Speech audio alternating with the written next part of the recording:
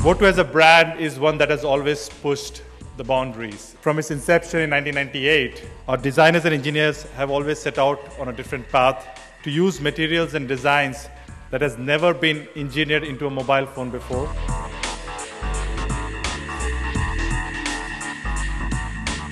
We asked the public to send in their pictures to what truly represented their idea of adventure. And the panel have chosen the image Free Fall by Igor Mikhalkov as the winner because it embodies the true spirit of adventure, which is the cornerstone of the Ascent collection. The three individuals we have here this evening come from very different backgrounds and have amassed very different experiences in their respective professional fields. Peter H. Lyman is the co-founder and managing director of Blink, Europe's first air taxi service. Peter's background spans finance, government, technology and aviation. Pablo Abian was born in Spain, educated in England and first made his professional mark in New York.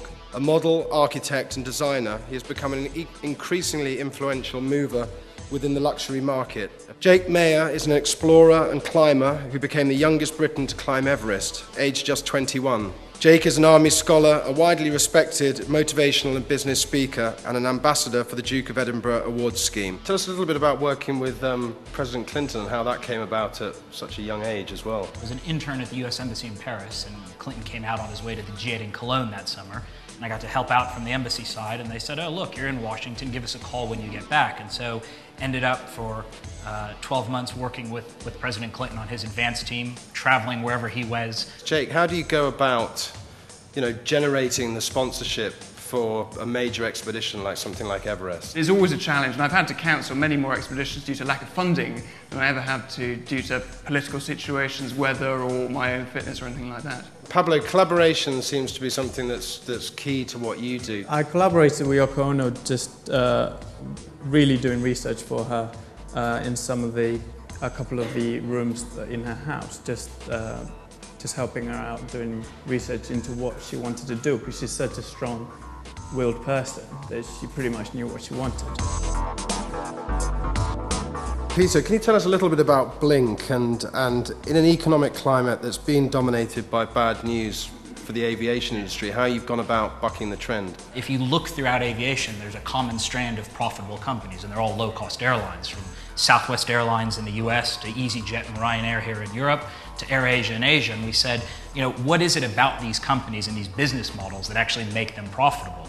And we were sort of able to extract a common strand of DNA, if you will, high asset utilization, a single fleet type, lots of scale.